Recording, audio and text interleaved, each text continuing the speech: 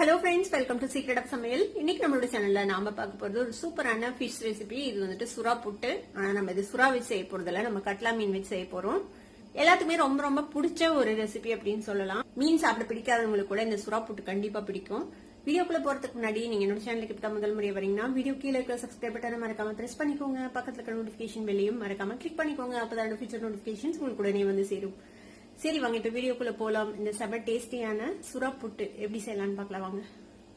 ஒரு சாஸ் பேன்ல தண்ணி சுட வச்சிருக்கேன். இதுல வந்துட்டு நம்ம மீன் பீஸ்களை போட்டுடலாம்.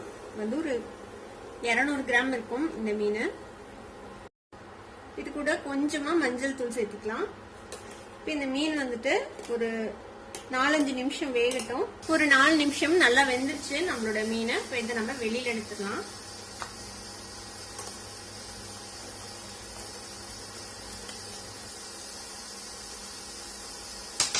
இது தண்ணி இல்லாம நல்லா ட்ரைன் பண்ணி எடுத்து வச்சிருங்க. இது ஆறட்டும். ஆறினதுக்கு அப்புறம் நம்ம இந்த தோல், அதுல இருக்கிற முள்ளெல்லாம் எடுத்துடலாம். இப்ப இந்த மீன் வந்து நல்லா ஆறிச்சு. இப்ப இதுல இருந்து நம்ம இந்த தோலையும் இதுல இருக்கிற முள் எல்லாத்தையும் நம்ம ரிமூவ் பண்ணிடலாம். இந்த மாதிரி தோல் எடுத்துடுங்க.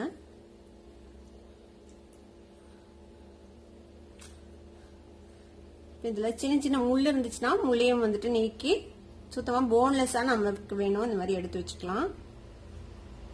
சுறா மீன் யூஸ் பண்ணீங்கன்னா அதுல பெருசா முள் எதுவும் இருக்காது. அந்த நடு முள் பெருசா அது மட்டும் தான் இருக்கும். ஆனா மத்த மீன் எதுலயாவது நீங்க செய்றீங்கன்னா கேர்ஃபுல்லா இந்த முள்ளெல்லாம் எடுத்துடுங்க. கொஞ்சம் பெரிய சைஸ் மீன் யூஸ் பண்ணீங்கன்னா முள் ரொம்ப கம்மியா இருக்கும், எடுக்கிறது ஈஸியா இருக்கும். இது மாதிரியே நம்ம எல்லா மீனையும் போன்லெஸ்ஸா எடுத்து வச்சிடலாம். இப்ப இந்த மாதிரி நல்லா தோல் முள் எல்லாம் இல்லாம நம்ம எடுத்து வச்சாச்சு. இந்த மாதிரி உதுக்கி வச்சுக்கோங்க மீனை.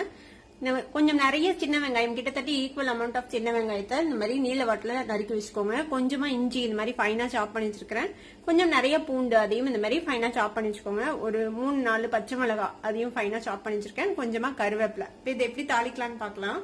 பேன்ல ஒரு 1 டேபிள் ஸ்பூன் அளவுக்கு எண்ணெய் விட்டு வச்சிருக்கேன். இப்ப எண்ணெய் சூடாயிடுச்சு. இப்ப இதுல வந்துட்டு நம்ம கருவேப்பிலை சேர்த்திக்கலாம்.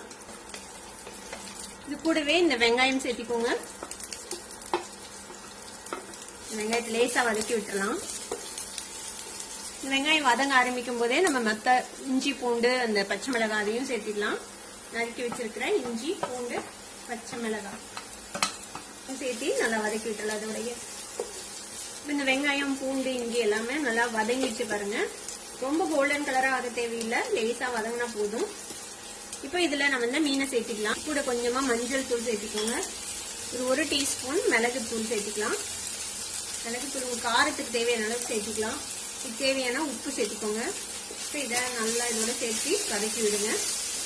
இதில் இருக்கிற இந்த ஈரப்பதம் போய் நல்லா எல்லாம் சேர்ந்து வதங்கணும். அது வரைக்கும் நம்ம இதை வதக்கிட்டு போகிறோம்.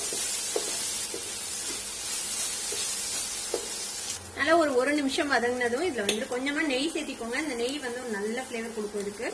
இந்த நெய்யையும் இதோட சேர்த்து நல்லா பரட்டி விட்டுறலாம்.